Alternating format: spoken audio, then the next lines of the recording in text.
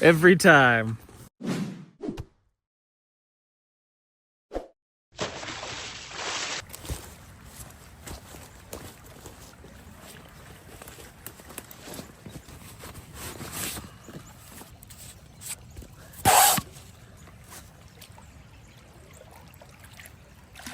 And that's why I love rubber boots, because it just doesn't matter. You just walk right through anything and everything, who cares? Hey friends, welcome back. I am Jason. Today we're setting up my wintertime shelter. What I would want to be comfortable in conditions such as this. Now I know I don't live in the far north, like we've discussed in previous videos. Just because you've made a poor choice and you live in a place where it gets to 40 below, doesn't mean you got to take it out on the rest of us. I get it, but here it's relatively very cold. It's about 38 degrees right now. It's sleeting, snowing, a little bit of rain mixed in it. It's pretty windy. And those combinations right there make for a very frigid evening if you are not prepared.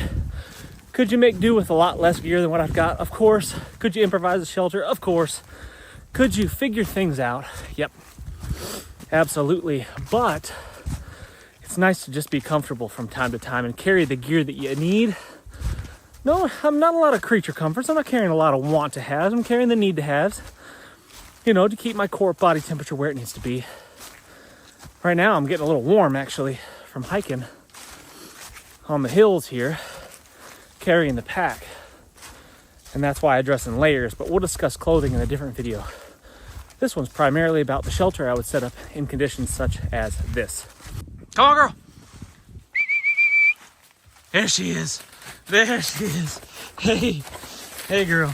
She's very excited. Maggie loves the cold weather. And then she also loves to sleep in my sleeping bag. She's a turd. She'll be gross and disgusting. And she'll always crawl in my sleeping bag. Even if I bring her own blanket, I'll pack her specifically her own gear. She'll get in my sleeping bag. It's hard to tell her no, because she's just so happy to be there. Come on, girl. Let's go.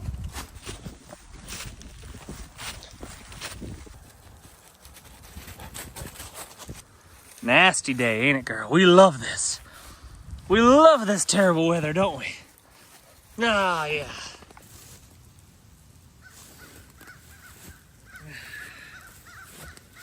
Good girl.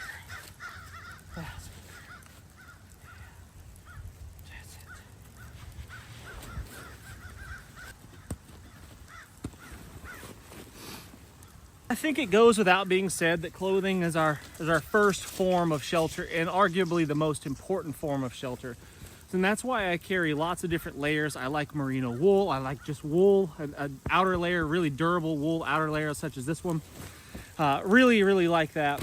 But again, that's not what this video is about. That'll be in a future video or a previous video, depending on which way I air these and which order I air them. Right now, we're gonna be setting up our primary shelter to keep us out of these elements, because it's getting worse. The weather is getting nastier as we speak. So the first thing that I probably want to do is I'm just going to get past my extra layers of clothing here, and I'm going to pull out my tarp, and I'm going to go ahead and get that set up pretty much immediately so I have a drier space to work. Well, the location that I've chosen to set up my camp here, it's not, you know, the perfect location, but it is a location. It is a fairly flat spot in a very unflat region of the world. It's a little bit of a depression right here. I get that. Then there might be a little bit of cold air kind of sump right there. But to be honest with you, it's probably going to be very small, very minute difference in temperature between right here in this little low spot and the little bit of elevation that we've got here above it. I mean, it's probably insignificant. I'm not on the very top of the hill. I'm not at the bottom of the hill. Definitely don't want to camp down there in the bottom if you can help it, because that's where all that cold air is going to settle in the evening, and that's going to be frigid, so don't do that. But this little flat spot right here is going to be pretty cozy, I think. There's already a good amount of leaf litter right here that's going to keep it from being muddy and nasty. And I think with all things considered, a couple of roots there, all things considered, if I could lay down maybe right here, this would be just about perfect. So let's see if we can get our tarp positioned over top of that spot so we don't have to manicure the earth very much. It's kind of an irregular shaped diamond pattern tarp. I like this tarp quite a bit. It's not huge, but it's big enough. You know, it's big enough for one person to camp out really comfortably. Corners of my tarp, I always keep cordage, and I keep it just like this. There's kind of a little loop hitch right there. I pull that, and then it all comes undone. So my cordage is ready to rock. And then all I gotta do is kind of figure, for the most part, where I want my shelter to be. And then I start with this first corner, and I'll just tie it off really simply, just like I tie my shoes. If you know how to tie your shoes, this is the knot right here. You just have to pull the loose end right here, and it all comes undone. So cross the line over itself, snug it up to the tree, and then make just a simple little bunny ear like that. Pull it tight, and that's more than secure enough.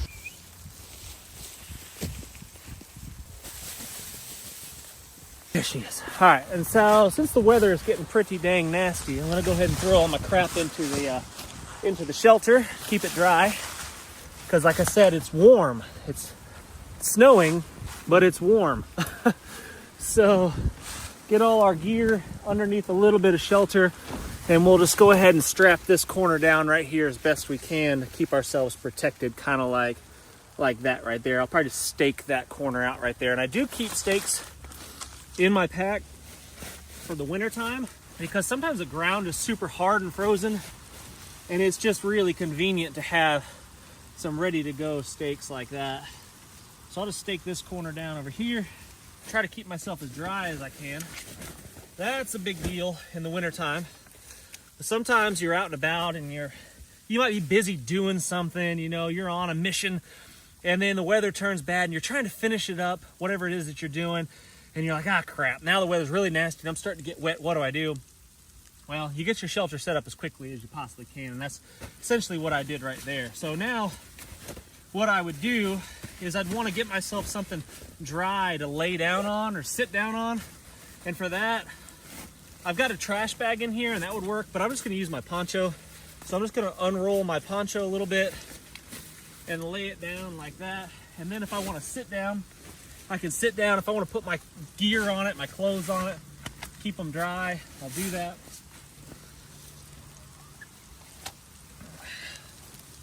Now, I'm semi out of the elements, and I can adjust this thing as needed. I'll probably bring this corner down right here to protect myself from the wind, because the wind is kind of wanting to come in this way on me. See that coming in? It's a good looking sail.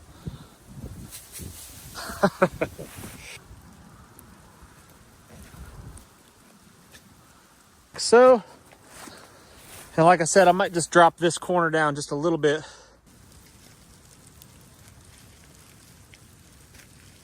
Oh yeah, that's significantly better already. Now, if I needed to just kind of get out of the weather temporarily and hang out, this would be fine. The wind, I don't know if you can hear it on the camera, the has kind of stopped because you're in here.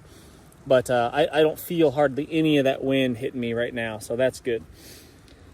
So, sheltered for the time being. Always can make some changes if we should need to. But now let's get into, if we were going to sleep here, how would we set this thing up? So the first thing I'm going to do is I'm going to pull out my bivy bag. That's kind of the, I don't know, I guess I'd call that kind of the meat and the potatoes of my shelter here. Once I've gotten out of the elements to some degree, this military bivy bag right here is going to keep me really nice and snug. They're big, they're bulky, I get it, but I tell you what, man, I've never regretted carrying this thing, because once you're in it, oh, it's so nice. Rain, sleet, snow, doesn't matter. Just lay down on the wet ground and you're good to go. I really like this Gore-Tex bivy bag. Inside of this bag right here, this is the inflator bag for my sleep pad. Inside of there is my sleeping bag right there, a 15-degree bag, also from Big Agnes. Not sponsored by any of this stuff. I bought this stuff full price right here. Very good gear, good stuff. So I unroll my sleep pad. And the sun looks like it. The sun is out. Look at that. Awesome. Look at that blue sky. What? We went from terrible, nasty weather moments ago to a sunny day. It's still windy, it's still wet, but you know. All right, so all you gotta do to inflate this thing is that right there. You pop open this thing, the in, you pop open the thing on the bag, you plug it in, and then you just get some air inside of this bag like that. Kind of just pop it open, and then you start rolling it up like that. And that pushes all the air from the bag into the sleep pad. And it takes about 10, I think, give or take, somewhere around there, 10 of these bag loads rolled down to inflate your sleep pad.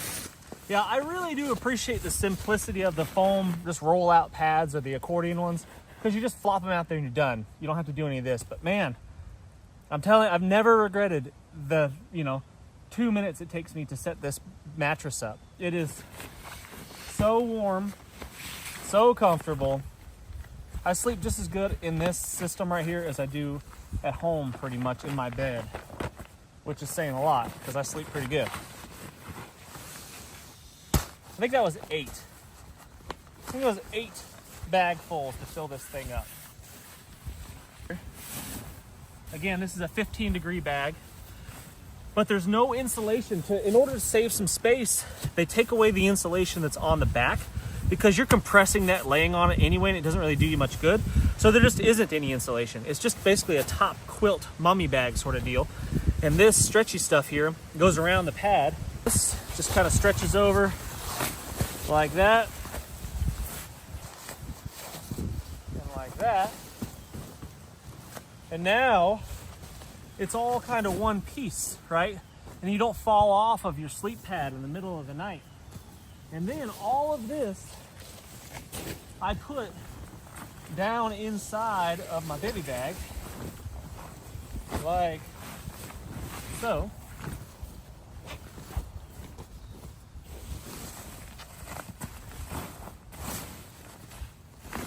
Like that. And button it up. There she is. Hey, Maggie girl. And button it up like that, and you can zip it up on the sides like so, and you've got this self-contained sleep system that is freaking amazing. I'm telling you, it takes a few minutes to set up. Kind of throw it in there like that, move it over just a smidge so it's underneath my tarp, and then, oh my, come here, Maggie.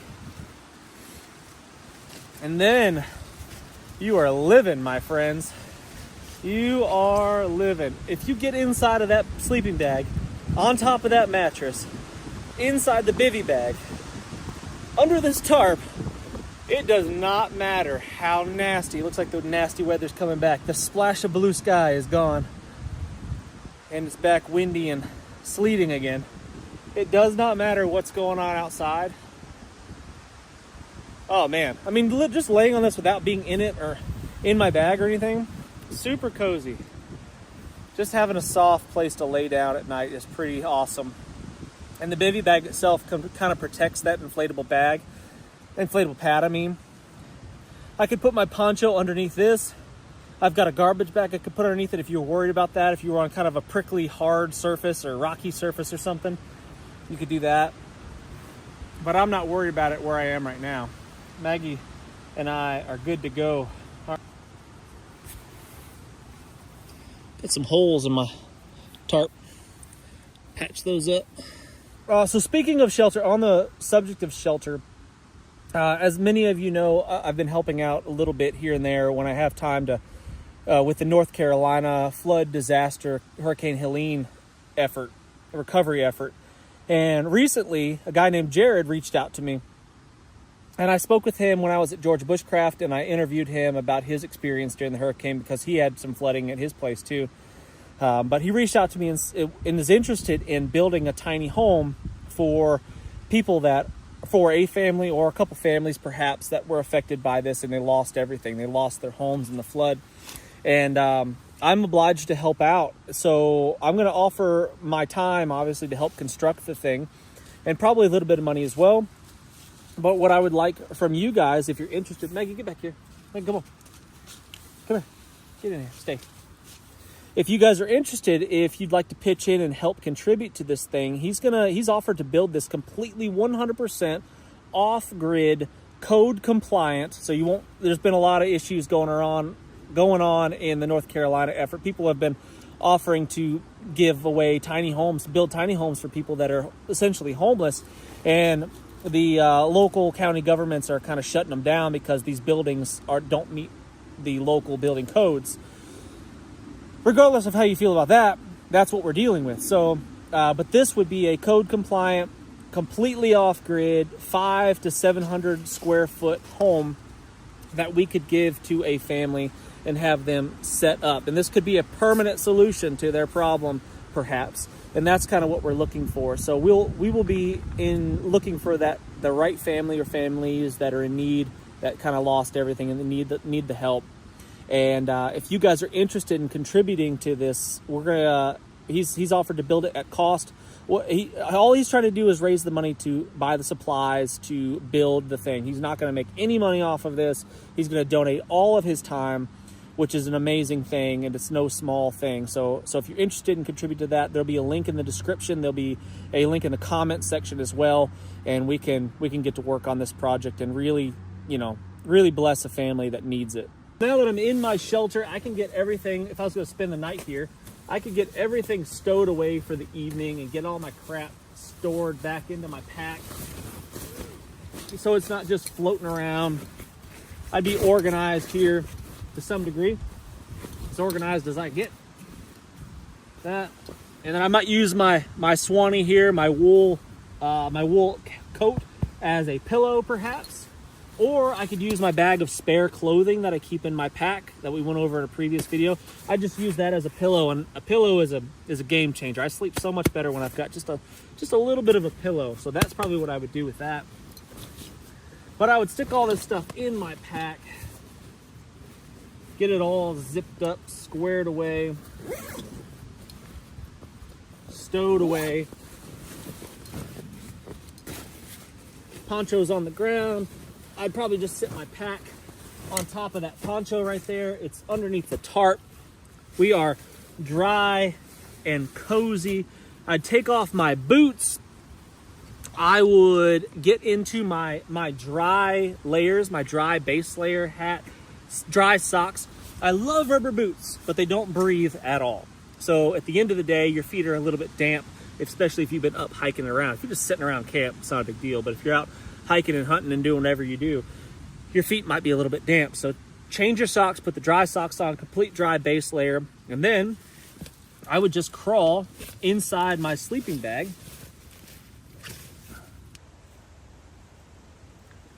What is she doing? Something in that hole that she's investigating. Hope it's not a skunk. Maggie's been sprayed by a skunk more than once. And it's pretty terrible. It's pretty bad every time. She's had to live outside for at least a month because she just smells so terrible. She's not allowed in the house. Regardless of what we do, to all the things you're thinking of, the skunk treatments. Name them. Go ahead in the comment section. Help me out. Help the video out and leave that in the comment section. All the best skunk treatments. But we did them all. And they worked to some degree, but she still was disgusting for a long time. We even did peroxide, and it kind of turned her hair reddish. So she was like a redhead for a long time. One of the things that I don't like about this system, not a big deal, but it's just, kind of annoying, is that the zipper for my sleeping bag is on the left, and the zipper for my bivy bag is on the right. So that's a little bit annoying. But to be honest with you, you don't really need to zip up anything. I mean, I might zip up I don't even zip up the sleeping bag when I'm in this system right here, but I would zip up the outer bivy bag right here. And then I would just tuck myself away inside this thing. Like I said before, using my spare clothing as a pillow. And then, holy crap. Oh my gosh, life is good. Every time I do a shelter type video and I get cozy, I'm really tempted to take a nap. It's always really difficult to resist that temptation once I'm stowed away in my shelter here. But I tell you what, man, like I said, I've slept out in near 0 degrees. I forget what the coldest it was, but near 0, and had no issues whatsoever in this setup right here. Rain, sleet, snow, wind, doesn't matter at all. Come on. Wanna go in there? Go on. Go on. You know you want to. Every time. Every time. This isn't a 2-person shelter here, Maggie. This is it's a 1-man shelter, not a man and a dog shelter. 1.5-man shelter. But she loves it. And she is pretty warm, actually. The only problem with her being in here with me is that it's a mummy style bag, and she squishes me to one side and it compresses the down on one side. So my hip over here, my haunches get a little bit cold. But Maggie, on the other hand, she's super warm, aren't you, girl? Yeah, and if you guys haven't seen it, Maggie and I did a TV show called Called to the Wild on National Geographic, where we survived in the Maine wilderness for 10 days. And it was actually a pretty fun experience. I actually enjoyed that show quite a bit. So if you want to check that one out, I think it's on Disney Plus. It's probably the easiest way to see that one. There's other ways, I'm sure, but that's the one that I know of. And you could see Maggie here getting after it. All right, friends. Well, before I fall asleep and take myself a little siesta, I want to hear what you think about this setup in the comment section. I'd be really grateful for it. Let me know what you'd bring, what you wouldn't bring. If you think this is an absolute terrible idea and I'm probably going to die this winter, just let me know. Let me know what you think. And until next time, what's the worst that could happen? Let's just go on 3.